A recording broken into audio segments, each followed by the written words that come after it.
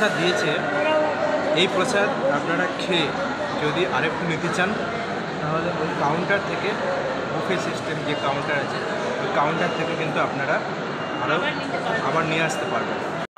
তো খাওয়াটা কিন্তু খুবই ভালো ছিল আজকে, সত্যি সত্যি প্রসাদ এখানে খুবই ভালো। তো প্রথমেই একটা কথা আপনাদের জানিয়ে রাখি, যারা মায়াপুর আসছেন এবং মায়াপুরে দুপুরের লাঞ্চের চিন্তাভাবনা করছেন, তো তাদের জন্য মায়াপুরের যেসব ভবন আছে সেই ভবনগুলোর মধ্যে লিস্টের একদম উপরে থাকবে গদা ভবন। বহুকাল ধরে শুনে এসেছি যে গদা ভবনে খাবারের টেস্ট নাকি অসাধারণ হয়, তো সেটারই পরীক্ষা নিরীক্ষা করার জন্য চলে এসেছি গদা ভবনে। আর আপনাদেরও দেখাবো কি কি দিচ্ছে আর তার টেস্ট কেমন কেমন হয়। তো চলুন ভিডিওটা একদম শুরু থেকে শুরু করা যাক। আর আপনারা লাইক, কমেন্ট, শেয়ার, সাবস্ক্রাইব করে দিন আর চ্যানেলের সঙ্গে থাকুন। বেরিয়ে পড়েছি আমাদের আজকের গদা ভবনে, দুপুরের লাঞ্চ আছে, প্রসাদ গ্রহণ করব আমরা, তাই বেরিয়ে পড়েছি। প্রসাদ গ্রহণ করে একটু রেস্ট নিয়ে চলে যাব মায়াপুর থেকে বাড়ি। তো আগে প্রসাদ গ্রহণটা করি। শুনেছি গদা ভবনের প্রসাদ ভালো হয়, তো দেখি নাম অনুযায়ী তার এখন যে কোয়ালিটি সেটা মেনটেন করছে কিনা, তার সুনাম এখনও পর্যন্ত ধরে রেখেছে কিনা।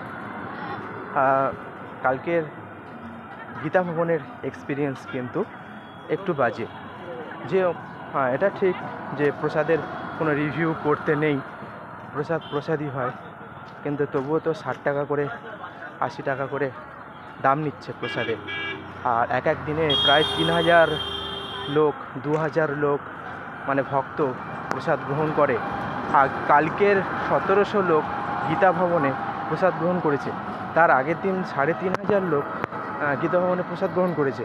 তাহলে 60 টাকা করে যদি পার হেড এরা নেয় তাহলে কত টাকা হচ্ছে সেটা একবার হিসেব করে দেখতে হবে। তো সেই অনুযায়ী ভক্তদের একটু ভালো খাবার দেয়া দরকার।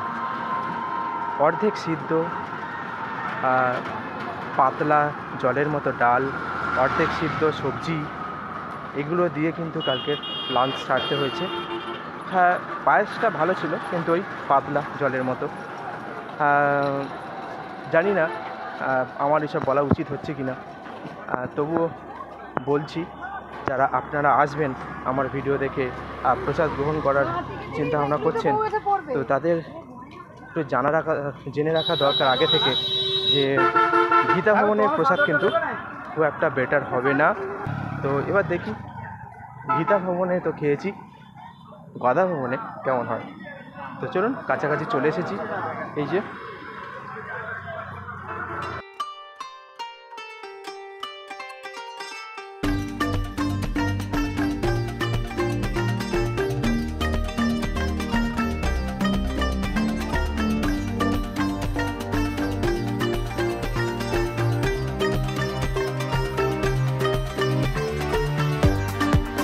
তো আপনারা মেন গেট থেকে প্রবেশ করে নতুন যে চন্দ্রোদয় মন্দির আছে সেই মন্দিরের বাঁ দিক থেকে হেঁটে মন্দিরের ঠিক পেছনে গদা ভবনের যে প্রসাদ হল আছে, সেই প্রসাদ হল বা গদা ভবনের যে থাকার জায়গা আছে সেই থাকার জায়গায় যে প্রবেশ করবেন সেই প্রবেশ পথের সামনে কিন্তু চলে আসবেন।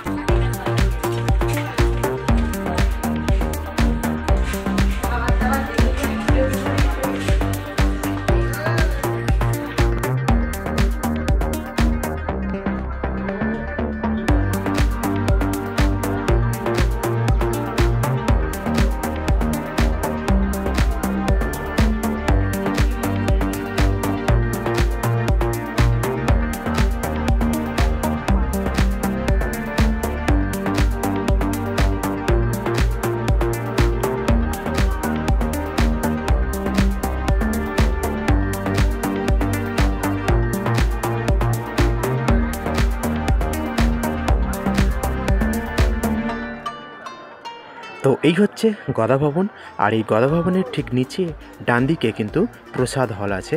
এই প্রসাদ হলে কিন্তু দুপুরের লাঞ্চের ব্যবস্থা আছে। তো এই হচ্ছে যে নীল রঙের সেট, এই নীল রঙের সেট থেকে ডান দিকে গেলেই কিন্তু প্রসাদ হলে যাওয়া যাবে, যেখানে আমরা এখন যাচ্ছি। কিন্তু তার আগে এখানে আমরা জুতো খুলে রাখবো। তো ডাইরেক্ট বাইরে থেকে আপনারা কুপন কাটতে পারেন, বা এখানেও কিন্তু, তো এখানে কিন্তু প্রসাদ কাউন্টার আছে, এখান থেকেও কুপন কাটতে পারেন। তো একবার ঝটফট দেখে নিন গাদা ভবনের যে লাঞ্চ এবং ডিনারের যে রেট আছে সেই রেটগুলো কী কী এবং সেগুলোতে কী কী আইটেম আপনাদের দিচ্ছে। 80 টাকা থেকে কিন্তু লাঞ্চ শুরু হচ্ছে, 150 টাকা পর্যন্ত কিন্তু লাঞ্চ আছে, যেটা স্পেশাল থালিতে পেয়ে যাচ্ছেন। আর স্পেশাল থালিতে যদি ডিনার করেন তাহলে 100 টাকা, আর নর্মাল যদি বুফে সিস্টেমে ডিনার করেন 50 টাকা। তো এরকমই সিস্টেম এখান থেকে কিন্তু আপনারা টিকিট পেয়ে যাচ্ছেন বা কুপন পেয়ে যাচ্ছেন। আমরা কিন্তু বাইরে থেকে কুপন সংগ্রহ করেছিলাম একদম মেন গেটের সামনে থেকে। তো সেই ভিডিও আমি আপনাদের দেখিয়ে দিচ্ছি যে আমরা সকালবেলা 7টা বা 7:30 হবে এই রকম টাইমে কিন্তু আমরা এখান থেকে কুপন সংগ্রহ করেছিলাম। আর কুপন দেয় কিন্তু 11টা 11:30 পর্যন্ত, তারপরে এখানে কুপন শেষ হয়ে যায়। এরপরে যদি আপনারা গাদা ভবনে প্রসাদ নিতে চান তাহলে এই ভেতরে যে কাউন্টারটা দেখালাম এখান থেকে কিন্তু আপনাদের কুপন সংগ্রহ করতে হবে। তো এবার আমরা আস্তে আস্তে প্রবেশ করছি যে প্রসাদ গ্রহণ হল আছে সেই প্রসাদ গ্রহণ হলে। আর ঢুকেই কিন্তু ডান দিকে একটা বেসিন আছে, বেসিনে আমরা হাতটা ধুয়ে নিলাম। আর বেসিনটা কিন্তু খুবই পরিষ্কার পরিচ্ছন্ন। এরপরে আমরা যখন প্রসাদ গ্রহণ হলে প্রবেশ করছি, সামনের দিকে দেখে পুরো তো অবাক, এত বড় প্রসাদ গ্রহণ হল মানে থাকতে পারে এটা আমার আইডিয়া ছিল না। এখানে আমরা যে মেনুটা নিয়েছি সেটা হচ্ছে বুফে সিস্টেমে খাওয়া দাওয়া হবে। এখানে লাইন দিয়ে দাঁড়াতে হবে, নিজেদের প্লেট নিজেদের থালা সবার নিজেদের নিয়ে নিতে হবে, এবং যেসব খাবারগুলো দেবে, যেসব প্রসাদগুলো দেবে সেগুলো কিন্তু নিজেদের নিয়ে নির্দিষ্ট জায়গায়, যে টেবিলগুলো দেখতে পাচ্ছেন বা নিচে যেসব জায়গাগুলো আছে এইসব জায়গায় কিন্তু বসে যেতে হবে। আর নিজেদের কিন্তু থালা সেই নির্দিষ্ট একটা জায়গায় রেখে দিয়ে আসতে হবে। সবই কিন্তু নিজেদের করতে হবে, এমনকি খাওয়ার জলও পর্যন্ত নিজেদের নিয়ে আসতে হবে। তো এই হচ্ছে বুফে সিস্টেমে খাওয়া গাদা ভবনে। তো চলুন আস্তে আস্তে আমরা লাইনের দিকে এগোচ্ছি। লাইন দিয়ে আস্তে আস্তে কী কী প্রসাদ দিচ্ছে সবটাই আপনাদের দেখাবো, আপনারা দেখতে থাকুন।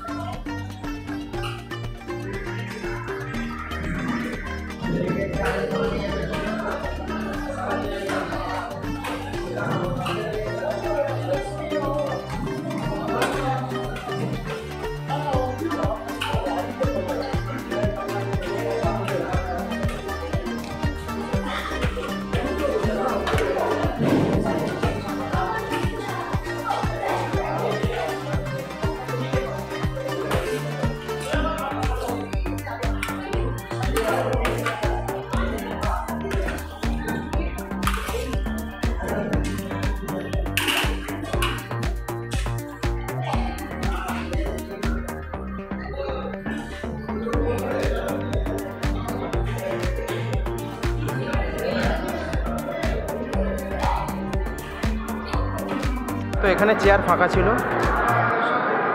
তো এই চেয়ারে আমরা বসে গেছি। চেয়ার টেবিল ঠিক এইরকম স্টিলের। প্রথমেই খেয়ে ফেলেছে, কেমন লাগছে? হ্যাঁ, পায়েস খাচ্ছি প্রথমে। ও,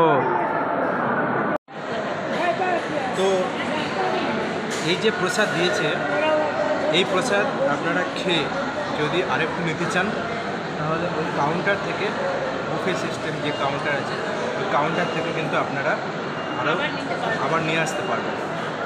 তো এ বলছে পায়েসটা নেবে, আর তাই তো পায়েস নেবে, পনির তরকারি নেবে। ঠিক আছে, আমি আপাতত খাই। মোটামুটি কালকের থেকে আজকে তরকারি অনেক ভালো আছে। কালকে সব তরকারিগুলো কেমন মতো একটা ছিল, আজকে কিন্তু অনেক ভালো। তো খাওয়াটা কিন্তু খুবই ভালো ছিল আজকে। সত্যি প্রসাদ এখানে খুবই ভালো। তো শুধু খেলে হবে না, এই যে বাসনটা কিন্তু ঠিক জায়গায় ফেলে দিতে হবে, রেখে দিতে হবে। নিয়ে বাসন ওখান থেকে দিচ্ছে, নিয়ে খাবার নিতে হবে। তারপরে এই এঁটো বাসনটা কিন্তু ঠিক জায়গায় রাখতে হবে। তো সিস্টেম খুবই ভালো, খাওয়া দাওয়া ভালো।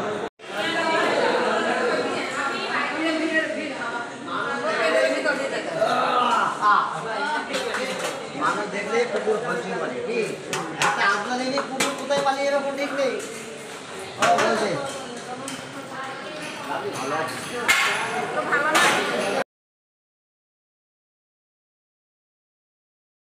একটা জিনিস দেখাচ্ছে দেখুন,